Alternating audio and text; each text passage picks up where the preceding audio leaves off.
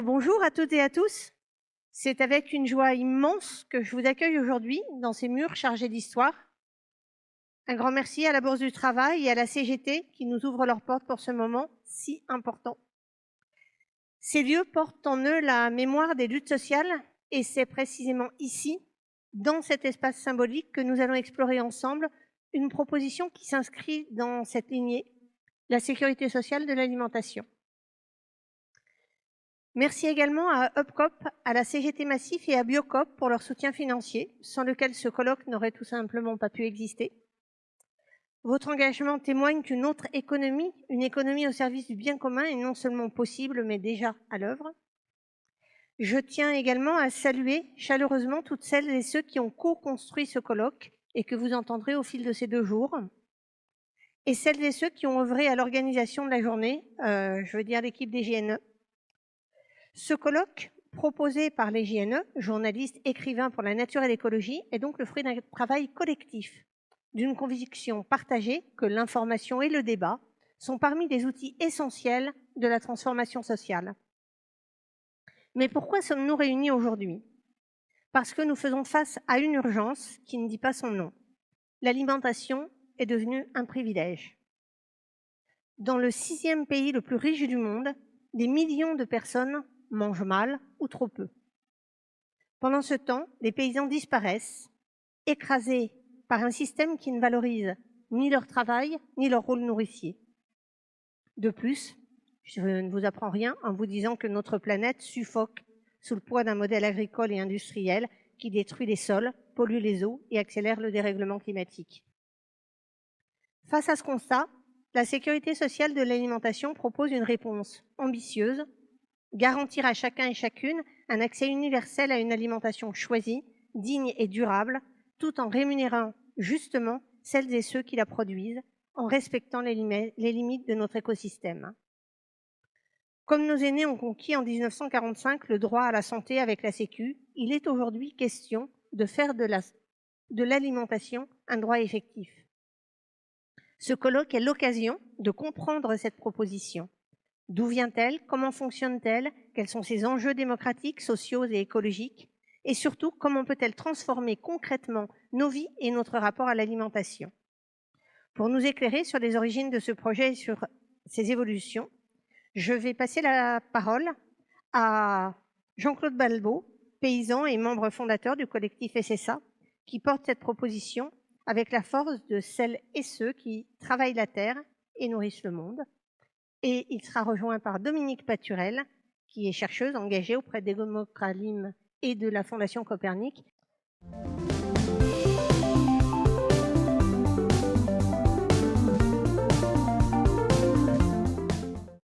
Je savais bien que j'allais stresser ce matin devant d'abord le bâtiment et ensuite l'Assemblée rassemblée, mais c'est encore pire que ce que je pensais. Donc je me suis écrit tout ce que j'avais à vous dire. Alors ça va être un peu studieux parfois, je vous prie de m'en excuser, mais il n'était pas question que mes pensées errent vaguer comme parfois le troupeau des vaches. Je suis Jean-Claude Balbo, je suis paysan, éleveur en retraite aujourd'hui dans le Finistère, en retraite depuis un certain nombre d'années d'ailleurs, et adhérent et de la Confédération paysanne, qui est un syndicat, et du réseau CIVAM, qui est une organisation professionnelle agricole. Voilà. Et il me revient voilà, d'introduire, alors on devait être 2, je pense que Dominique ne va pas tarder. Nous étions, on peut le dire aujourd'hui comme ça, dans la genèse de ce qui est devenu aujourd'hui la sécurité sociale de l'alimentation, des éléments précurseurs. Voilà, ça parlera à ceux qui sont d'une génération où on faisait encore son service militaire. Nous allons donc pencher aujourd'hui et demain sur une proposition de socialisation de l'alimentation, de mise en sécurité sociale de l'alimentation. Il me revient de vous dire qu'elle est née d'une question posée sur des fermes. Elle a été générée, portée par des paysans, par leurs organisations professionnelles et leurs syndicats, tout du moins certains d'entre eux. Il y a plus de 15 ans maintenant, le réseau CIVAM et la Confédération paysanne, qui défendait l'agriculture durable et l'agriculture paysanne, constataient que l'alimentation issue de ces pratiques agricoles depuis des décennies n'était accessible qu'à un nombre restreint de nos concitoyens. Alors, nous étions en 2012, les CIVAM posaient la question: est-ce que peut être dit durable un mode de production qui ne nourrit pas tout le monde? Cette interrogation déstabilisait nos certitudes et bréchait sérieusement le travail fait depuis 20 ans visant à définir des critères de durabilité agricole. Nous visions à sortir du cycle destructeur, engrais, pesticides, machines, et pour payer les machines, plus d'engrais, plus de pesticides, plus de machines, etc., etc., etc. Pour le dire en peu de mots, nous voulions sortir des pesticides. Tel était le programme. Les pesticides, l'ensemble des machines remplaçant le travail vivant, sont ici l'emblème de la disparition des paysans. Comprendre la dynamique économique et environnementale d'une exploitation agricole, définir une voie dégageant un revenu pour ceux qui la tiennent et autorisant à la transmettre en l'état, sans démantèlement, sans agrandissement, produire économe et autonome. Nos fermes étaient et sont encore des exceptions dans ce monde où productivisme et concurrence sont les nouvelles mamelles. Nous en tirions vertu. Modèle vertueux est une expression dont on use beaucoup d'ailleurs. Mais en 2010, nous avons vu cette épargne de vertu constituée au fil des ans, prestement dépensée en deux mots: inégalité alimentaire. Nous découvrions que le nombre d'entre nous dépendant de l'aide alimentaire quasi quotidiennement pour se nourrir était croissant depuis les années 80. Croissant à un point tel qu'il est alors possible d'affirmer que l'aide alimentaire fait partie intégrale du mode de production de la nourriture, de sa transformation et de sa mise en marché. L'aide alimentaire, qui est pour nous la preuve de l'échec d'un mode de production industriel, est devenue un marché comme un autre, inscrite dans le code rural comme tel, à la demande de la branche syndicale du complexe agro-industriel, au prétexte que pour produire assez, il faut produire trop, et que ce trop doit être marchandisé. Oui, l'alimentation est bien un marqueur de classe, montrant les fractures dans la société, mais en plus, sa production participe à construire ces fractures. À cette même époque, commençait à apparaître que toutes, sans exception, les alternatives que nous avions mises en place depuis 40 ans, je n'en nommerai aucune pour être sûr de n'en oublier aucune, pour entraver l'industrialisation de l'agriculture, avaient échoué.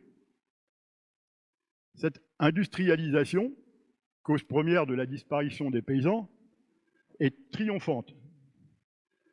Génération après génération, les paysans quittent leurs fermes. 1,5 million en 1977 quand je me suis installé, 500 000 en 2010, 370 000 aujourd'hui, et demain, 2 qui vont se battre pour l'accès au foncier.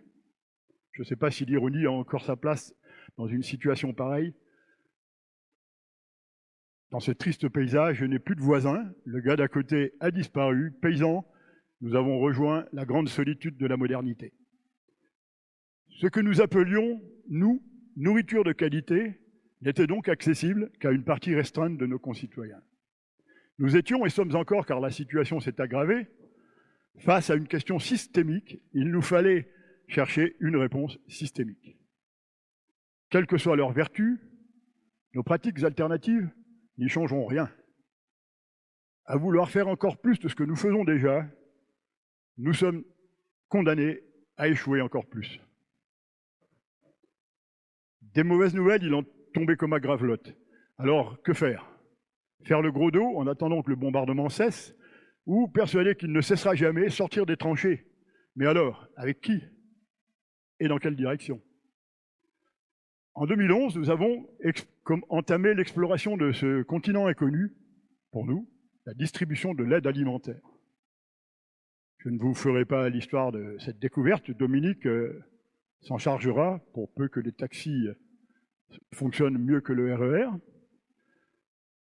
Seulement vous dire que nous avons facilement obtenu rendez-vous et entretien avec les principaux acteurs, Secours populaire et Croix-Rouge, mais aussi Secours catholique, Armée du Salut ou à Télécarmonde, par exemple, ce qui pour des paysans n'était pas rien. D'autant plus qu'à peu partout, nous étions reçus par cette question. Vous, paysans, que venez-vous faire ici? Personne en ces lieux n'avait jamais fait le rapprochement entre la distribution des produits alimentaires et leur production. Cela a donné lieu, vous pouvez l'imaginer, à des échanges assez fructueux. Alors, il ne faut pas que je me mélange dans les pinceaux. Constatant la cruauté de cette pratique économique, Bénédicte vous en dira, se chargera tout à l'heure d'en convaincre et d'en instruire ceux d'entre vous qui en douteraient. Constatant la cruauté de cette pratique économique, nous avons dans un premier temps souhaité être associés à la réforme de l'aide alimentaire entamée en 2012 par le Minagri à la demande de l'Union européenne. Les premières rencontres nationales des agricultures en août 2012, mises en place par la Confédération paysanne, ont rassemblé pendant 3 jours 400 personnes venues de toute la France et motivé le déplacement du ministre en personne et de son secrétaire d'État. Nous y avions mis à l'ordre du jour un atelier de travail et d'échange sur ce sujet. Quel est le rapport entre le mode de production agricole et cette pratique de l'aide alimentaire? C'est la première fois qu'était évoquée cette question devant un public, on doit le dire, essentiellement paysan. Nous avons alors quelques collègues et quelques chercheurs de l'INRA, entre autres, Dominique était de cela, comme elle l'est depuis le début, je tiens à le dire, mais bon, je lui dirai tout à l'heure en sa présence, postulé pour participer à la rénovation annoncée par le Minagri de l'aide alimentaire, c'est-à-dire, à l'époque, en 2012, pour nous, c'était y rapatrier notre petite vertu, fournir de la bio et des circuits courts dans l'aide alimentaire. Nous semblait une bonne idée. Heureusement, je dirais heureusement, nous avons été renvoyés dans nos buts par le Minagri au prétexte que la question était du ressort de l'industrie et que nous devions nous contenter de faire ce que nous faisons bien, de la bio et des circuits courts. Et que, promis juré, il nous aiderait à le faire. L'apprentissage commençait. Le début de la mise en connaissance de cause, en quelque sorte. Pour autant, la grande affaire de ce moment-là a été d'apprendre que, voulant procéder ainsi, nous allions renforcer la violence dans l'aide alimentaire. Vouloir améliorer l'aide alimentaire par l'injonction à consommer bio et circuits courts est une double peine pour ceux qui reçoivent leur nourriture sans pouvoir la choisir. Aujourd'hui, il faut l'affirmer, pas plus qu'on ne peut produire durablement en considérant l'environnement comme un facteur de production gratuit, on ne peut s'obstiner à le faire au détriment du corps social en le considérant comme un facteur inerte d'absorption de la production. Le nouveau programme devient tout d'un coup sortir des pesticides et de l'aide alimentaire. Pas de l'un sans l'autre, ou l'un après l'autre, l'un avec l'autre, l'un appuyé par l'autre, et vice-versa. Nous avons alors pris une autre voie. La volonté d'améliorer l'aide alimentaire s'est métamorphosée en celle d'examiner avec des critères élaborés ad hoc les différentes expérimentations, qu'elles viennent des paysans, des consommateurs, des institutions, avec pour objectif d'établir, de préciser, de qualifier les conditions d'accès de l'ensemble de la population à l'alimentation. La question, in fine, de la place du choix de notre alimentation, dans notre alimentation. La question, in fine, de la place du choix dans notre alimentation, de la place de la démocratie dans notre assiette.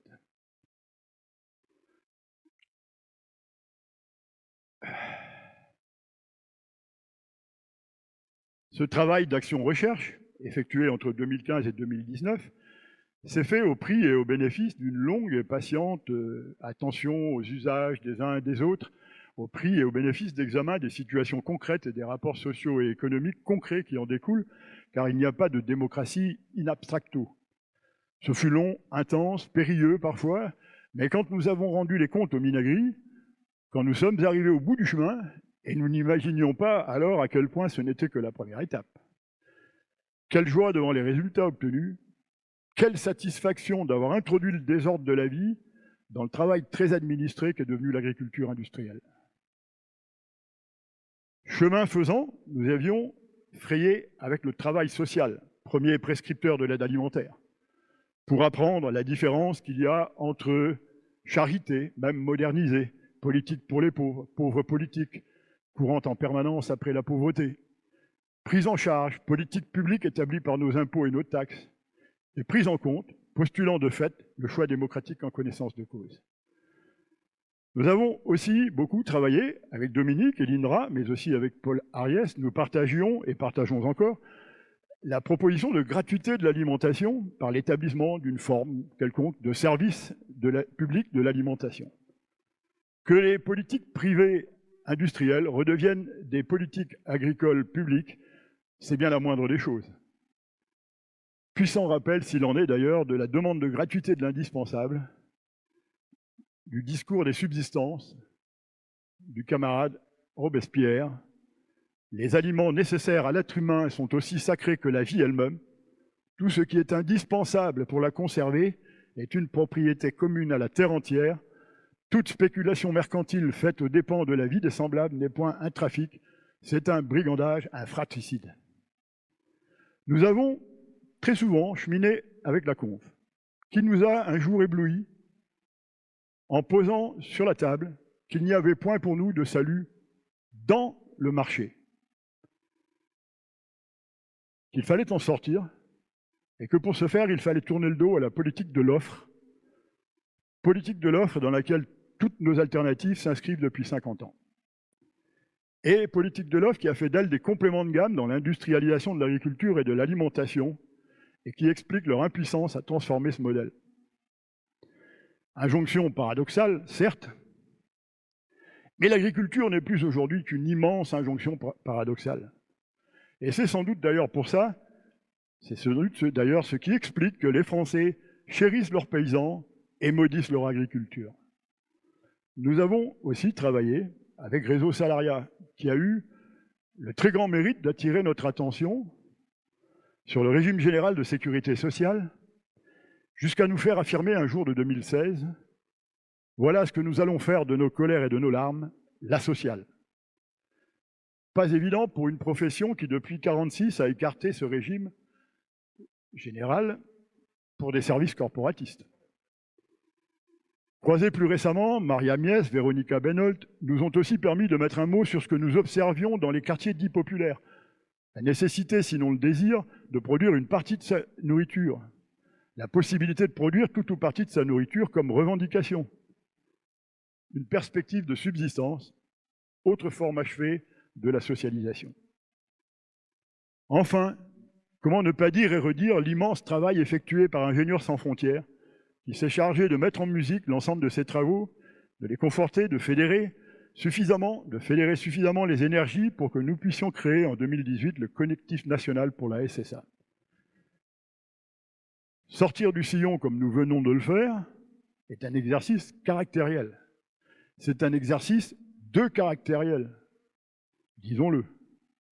Et il a fallu persévérance, courage, humilité pour mener cet attelage qui tirait trop souvent à U et à Dia, là où il est aujourd'hui, structuré autour d'un socle commun, rejoint par des dizaines d'organisations d'horizons professionnels, économiques et sociaux différents, renseigné par une multitude d'expérimentations, et écoutez jusqu'à l'Assemblée nationale, s'il vous plaît.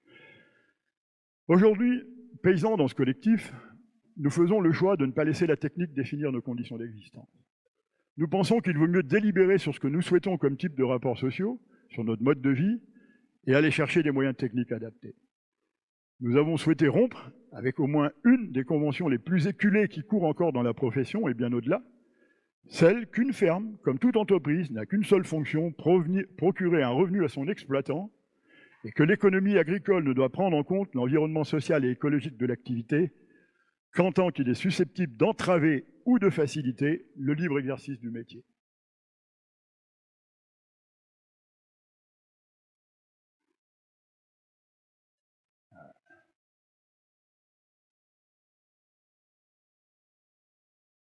Voilà, un très gros trait, j'en ai conscience, mais c'est la limite de l'exercice auquel je me suis soumis. Comment, dans les fermes du réseau CIVAM, a surgi la question de la socialisation de l'alimentation et ce que nous avons tenté d'en tirer. Les changements en cours sont inéluctables. Les quelques pourcents qui souhaitent bénéficier d'une alimentation bio, végétarienne, distinguée d'une façon ou d'une autre, seront plus que satisfaits. La question est celle de l'échelle de ce changement. Tous nos efforts doivent se concentrer là-dessus. Il sera loisible à tous et à toutes, dans le courant de ces 2 journées, de critiquer, amender, interroger ces brefs propos. Le très dense programme mis en place vous y incite. En guise de conclusion, je souhaite d'une certaine façon revenir, brièvement, je vous le promets, à ce que je vous disais pour commencer. Nous souhaitons établir un droit à l'alimentation, choisi, bien, mais qu'est-ce qu'un droit d'accéder à une ressource qui n'existe pas? Qu'est-ce qu'un droit d'accéder à une ressource qui n'existe pas? De quels moyens allons-nous nous doter pour que non seulement cesse le sacrifice des paysans, mais que s'installent les milliers d'autres nécessaires à la production de la nourriture, à laquelle, nous en avons la certitude, nous aspirons toutes et tous, moins de sel, de sucre, de gras, de pesticides, de perturbateurs endocriniens.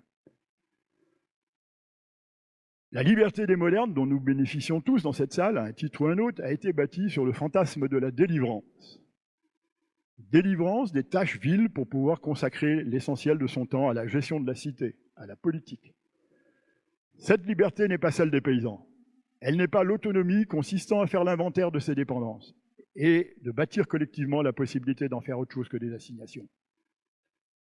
Ne perdons pas de vue non plus que la gauche socialiste et marxiste est aujourd'hui encore, dans sa grande majorité, persuadée de pouvoir tirer de la dynamique industrielle du capitalisme des avantages pour les classes populaires. C'est le fameux compromis fordiste, lequel est censé renforcer l'efficacité de la lutte des classes.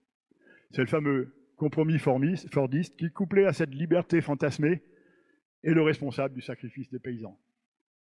Qu'est-ce que la liberté paysanne? Voilà certes un autre domaine de controverse.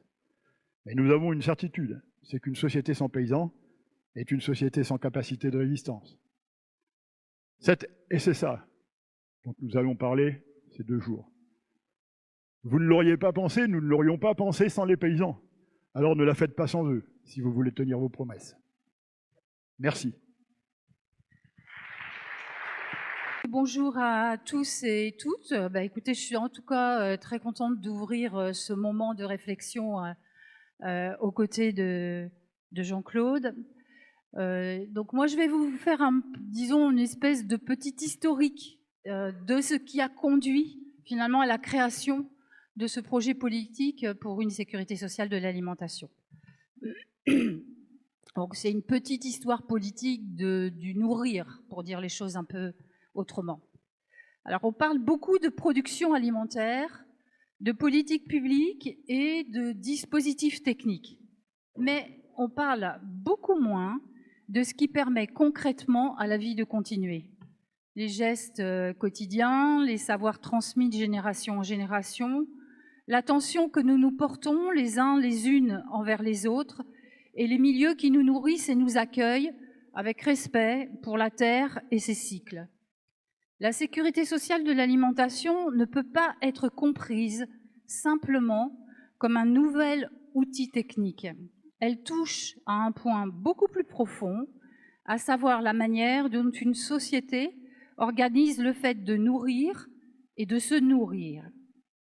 C'est-à-dire non seulement la production agricole, mais aussi la transformation des produits agricoles, leur distribution, leur accès économique, leur intégration aux vies de chacun et chacune, les rapports sociaux, les milieux de vie et les pratiques culturelles. Quand nous parlons aujourd'hui de la SSA, c'est parce que ce qui faisait tenir nos systèmes alimentaires ne tient plus.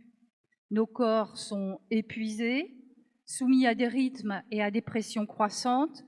Nos terres sont dégradées et fragilisées par des modèles extractivistes et les inégalités se creusent, faisant de l'accès à l'alimentation de qualité un marqueur puissant et de plus en plus puissant des rapports de classe. Nous ne pouvons plus penser l'alimentation comme une simple variable d'ajustement budgétaire individuel. D'ailleurs, dans les foyers précaires, c'est souvent le budget alimentaire qui cède en premier face à la pression du logement, de l'énergie ou de la santé. La question alimentaire est donc politique, sociale et écologique, et doit être pensée comme un droit, pas simplement comme une marchandise ou un marché. Alors la SSA n'est pas une initiative isolée, elle s'inscrit dans un quart de siècle de lutte, d'expérience et de recherche sur les systèmes alimentaires. Mais c'est aussi le résultat d'une autre histoire, celle de la convergence militante inattendue entre 4 tendances absolument différentes qui avaient a priori peu de chances pour se rencontrer, en tout cas tous les 4. La première des tendances, c'est les dynamiques autour de l'agriculture paysanne. Je pense que Jean-Claude en a parlé tout à l'heure. C'est celle de la démocratie alimentaire, sont les préoccupations de réseau salariat relatives au régime général de la sécurité sociale et les pratiques d'autogestion écologique et populaire. Alors, pour comprendre les racines de la SSA, il faut revenir au contexte global du début des années 1990. Jusqu'en 1994, l'agriculture avait une certaine marge de manœuvre au sein du GATT, mais avec la création de l'Organisation mondiale du commerce et l'accord sur l'agriculture en 1995, les règles du commerce international se durcissent, limitant les politiques nationales et transformant profondément nos systèmes alimentaires. En 1996, à Rome, se tient le sommet mondial sur la sécurité alimentaire. Via Campesina y organise un contre-sommet qui affirme que se nourrir est un droit fondamental qui ne peut être garanti que si celles et ceux qui produisent la nourriture, les paysans, les paysannes, les travailleurs et travailleuses agricoles, les peuples originaires, contrôlent la terre, les semences et les savoirs nécessaires dans le respect des milieux. Cela pose l'alimentation comme une question de justice sociale, territoriale et écologique, à savoir la souveraineté alimentaire, qui est complètement en rupture avec une logique exclusive de production industrielle. À la même époque, dans les pays du Nord, naît la démocratie alimentaire. C'est une critique du contrôle exercé par l'industrie agroalimentaire et de l'incapacité ou bien du refus des États à réguler quoi que ce soit au détriment de nos vies et de nos corps. De ce constat naît une idée simple mais décisive. Nous, citoyens, citoyennes, reprenons la main sur nos systèmes alimentaires.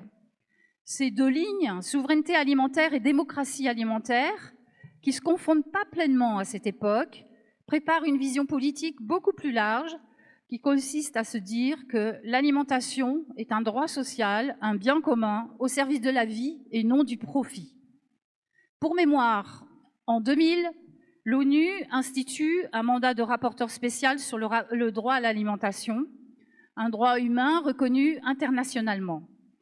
Cependant, l'application de ce droit reste variable selon les États, car il entre en tension avec les règles commerciales de l'OMC, notamment l'accord sur l'agriculture.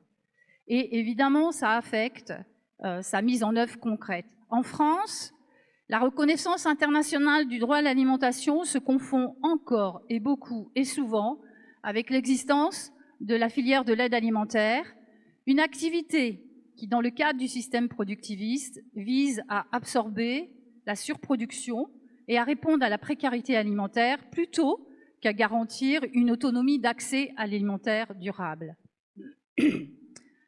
À partir de là, plusieurs dynamiques militantes vont se développer en parallèle. Elles ne portent pas toutes le même langage, ni les mêmes priorités, mais elles partagent une même intuition. L'alimentation, et par voie de conséquence, les systèmes alimentaires ne peuvent plus être laissés aux seules logiques du marché. Entre la fin des années 90 et les années 2010, on a 4 courants principaux qui coexistent en France. Ce sont ces 4 courants que je vais vous présenter et qui se retrouveront plus tard, en 2019, dans le séminaire qui initiera le projet politique de la SSA. Alors le premier, c'est celui qui tourne autour de l'agriculture paysanne. Et donc en 2001, on a en France la première AMAP, l'Association de maintien de l'agriculture paysanne. C'est un modèle à la fois simple et politique qui consiste à reconnaître l'alimentation aux conditions de sa production via des relations directes entre paysans, paysannes et citoyens, citoyennes C'est fondé sur la confiance et la responsabilité partagée. Ce courant de production, qu'on pourrait qualifier de autre, politise l'agriculture en valorisant les savoirs locaux, des rapports humains directs et une attention au milieu et au cycle écologique, sans opposer les paysans et paysannes à d'autres acteurs et actrices du système. Ce système d'AMAP prend sa place de toute façon dans une tradition internationale, comme les teikei au Japon ou les CSA aux États-Unis. Il redéfinit ce que signifie produire, transformer, distribuer, consommer dans une société vivante, attentive à la qualité et à la justice sociale. Ce courant s'intensifie à partir de 2008, où une circulaire du ministère de l'Agriculture reconnaît les circuits courts. Et on va assister à ce moment-là au renouveau des marchés de plein vent avec la création de marchés paysans, la vente directe via des paniers, les magasins de producteurs, etc., etc. Mais ce qu'on peut constater quand même, c'est que ce renouveau des circuits courts et ce type de commercialisation s'adresse à une population qui a le budget nécessaire pour acheter ce type de production. Progressivement, l'alimentation va s'inviter dans les politiques publiques locales. Et c'est le deuxième courant structurant de la SSA. On voit fleurir des tas de choses autour de l'approvisionnement des cantines scolaires en produits locaux et biologiques. Il y a aussi les projets alimentaires de territoire qui se mettent en place à partir de la loi d'avenir de l'agriculture de 2014. Bon, ces projets alimentaires de territoire, ils restent incitatifs, sans transformation des systèmes alimentaires. Par contre, ce qu'ils amènent, c'est le fait qu'il y a un certain nombre de gens qui se réunissent autour de ces questions-là. Ce courant, qu'on peut appeler la démocratie alimentaire institutionnelle, cherche à transformer les institutions de l'intérieur en intégrant critères sociaux et écologiques dans les choix publics. D'ailleurs, en 2019, la Convention citoyenne pour le climat, dans tout ce qu'elle va recommander, elle va formuler plus de 20 propositions concernant les systèmes alimentaires. Et ça nous montre quand même que ces enjeux sont maintenant installés dans, disons, dans l'espace public, un débat collectif qui permet à tout le monde, en tout cas, de pouvoir donner son avis. Mais on voit bien quand même que tout ça, ça reste limité à une certaine partie de la population. Et pendant que l'on débat de toutes ces choses-là, une grande partie de l'organisation alimentaire continue à se jouer ailleurs, dans des pratiques quotidiennes qui sont majoritairement invisibles, mais aussi dans les arènes où techniciens, spécialistes étudient, mesurent, orientent les règles du commerce et commencent à intégrer la question des droits humains. Donc le troisième courant, c'est celui de Réseau Salariat. Il y a une intervention qui aura lieu un peu plus tard avec Bernard Friot, donc il en parlera beaucoup plus précisément. Mais ce que veut Réseau Salariat, c'est qu'en gros, il propose de faire de l'alimentation une branche à part entière du régime général de sécurité sociale. Alors ce courant formalise la dimension économique par un financement lié à la cotisation sociale et une démocratie économique qui va notamment s'exprimer par le biais de conventionnements impliquant acteurs et actrices dans les décisions qui les concernent. Là, dans cette vision-là, l'alimentation cesse d'être simplement une dépense individuelle, elle devient un droit social structuré au même titre que la santé ou la retraite. Et le dernier courant, qui est celui de l'autogestion écologique et populaire, il est souvent moins visible, mais il est profondément ancré dans les pratiques sociales qui irriguent la SSA. Ce courant part d'un constat politique. Les crises écologiques ne sont pas seulement des déséquilibres techniques. Elles sont le produit de systèmes sociaux fondés sur la domination d'êtres humains par d'autres êtres humains et sur la réduction de la nature à une ressource qui est à exploiter. Et cette idée de SSA, ce n'est pas simplement une théorie, puisque partout en France, des expérimentations locales voient le jour. Elles prennent le relais de beaucoup d'expérimentations qui existaient avant, mais qui étaient complètement invisibilisées. Aujourd'hui, on a des caisses locales de l'alimentation, des marchés citoyens, des épiceries et groupements d'achat solidaires, qui sont parfois soutenus par des collectivités territoriales, ou en tout cas des collectifs citoyens. Et ces initiatives reprennent certains principes de la SSA et montrent concrètement ce qui est possible quand l'alimentation est pensée comme un droit social collectif plutôt que comme une simple variable d'ajustement. Alors, en guise de conclusion provisoire, car je ne doute pas que ce colloque, avec la multitude des intervenants et intervenantes, croisé avec vos réflexions à vous tous et toutes, nous rappelle que penser l'alimentation comme un droit collectif n'est pas une abstraction, mais un chantier concret qui nous engage toutes et tous. Alors, si la sécurité sociale de l'alimentation est une histoire en mouvement, c'est parce qu'elle touche à ce qui fait tenir une société. Elle nous oblige à penser ensemble la terre et les corps, ce qui est monnayé dans l'économie visible et ce qui ne l'est pas, mais reste indispensable à notre vie quotidienne, le travail productif, rémunéré et le travail reproductif, souvent invisible, les rapports sociaux et les rapports de classe, et la présence des femmes dans toutes ces expérimentations et lieux de réflexion, et l'attention que nous pouvons porter aux enfants. Et si nous imaginions une société qui ne se base pas seulement sur des discours ou des chiffres, mais sur quelque chose que nous partageons toutes et tous, le fait de manger. Mais penser l'alimentation comme un point commun ne suffit pas. Il faut aussi regarder concrètement tout ce que cela implique. Cela veut dire prendre en compte non seulement celles et ceux qui produisent et distribuent la nourriture, mais aussi l'ensemble des conditions qui rendent chaque repas possible. À chacune de nos bouchées, c'est tout cela que nous mangeons. Je vous souhaite un bon colloque.